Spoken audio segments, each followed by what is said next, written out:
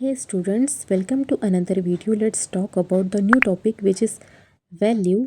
सबसे पहले वैल्यू की मीनिंग समझते हैं। वैल्यू मतलब इम्पोर्टेंस को बोलते हैं। इकोनॉमिक्स में हम वैल्यू को दो डिफरेंट वे से समझ सकते हैं। एक होता है वैल्यू इन यूज़फुल एंड दूसरा होता है वैल्यू इन एक्सचेंज। सारा खेल ये दोनों ही चीज़ों पे है। वैल्यू इन यूज़फुल यानी कि यूज़फुलनेस को बोलेंगे एंड वैल्यू इन एक्सचेंज उसको बोलेंगे जो मार्केट प्राइस होता है। मतलब क्या? मतलब ये कि वैल्यू इन यूज़ यानी कि इस्तेमाल करने की वैल्यू। अगर कोई चीज़ है और आप उसको इस्तेमाल कर रहे हैं तो उसकी वैल्यू कितनी हो सकती है ना। सपोज़ कि अगर जैसे कि अगर हम बात करें वाटर, एयर, लाइट की, तो ये जो चीज़ें होती हैं ये चीज़ें हमको फ्रीली अवेलेबल है क्योंकि ये अबंडेंट फॉर्म में हमको मिलती है। तो इनकी वैल्यू तो बहुत है, वैल्यू बहुत है और इनकी यूटिलिटी भी बहुत है। लेकिन ये बाज़ार में चीज़ें बिक नहीं सकती ना, इसको कोई ख़रीद नहीं सकता, ना ही ये एक्सचेंज हो सकती है। तो इनका जो मार्केट वैल्यू होता है वो बहुत ही कम होता है। समझ में आ गया?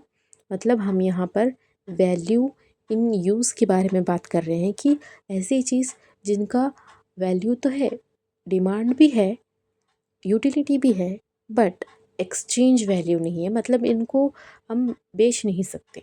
तो ये था हमारा फर्स्ट वैल्यू इन यूज़।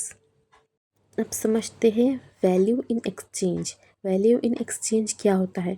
तो वैल्यू इन एक्सचेंज एक ऐसी चीज़ होती है कि कोई चीज़ को आप ख़रीद रहे हो तो उसका एक्सचेंज में और दूसरी चीज़ कितनी आ सकती है, उसके एक्सचेंज में दूसरी चीज़ कितनी आ सकती है, या फिर उसकी मार्केट में क्या वैल्यू है, इस पे डिपेंड करता है वैल्यू इन एक्सचेंज। सपोज़ आपने एक एप्पल ख़रीदा है 2 ऑरेंजेस के बदले। यहाँ पर ये हुआ कि जो एप्पल है वो उसकी वैल्यू ज़्यादा हो गई है और उसके बदले हमको 2 ऑरेंजेस मिल सकते हैं।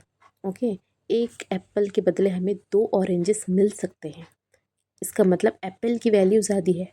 ओके, नेक्स्ट ये कि एक्सचेंज वैल्यू डिपेंड करते हैं कुछ फैक्टर्स पे, जैसे कि utility, scarcity, demand and supply पर।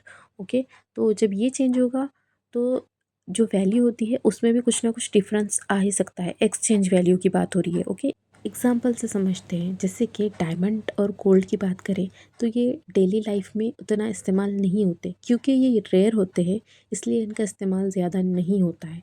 लेकिन इनका एक्सचेंज वैल्यू बहुत ज़्यादा होता है। मतलब ये कि एक्सचेंज वैल्यू ज़्यादा हो गया तो मार्केट वैल्यू भी ज़्यादा ही होगा।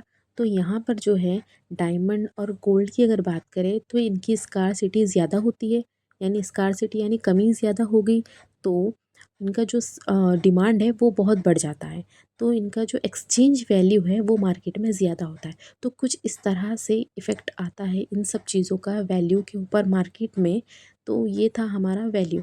आज का टॉपिक वैल्यू था। आज हम यहाँ पे स्टॉप करते हैं। नेक्स्ट वीडियो में हम प्राइस की बात करेंगे और फिर दोनों में डिफरेंस भी देखेंगे। So thanks for watching my video.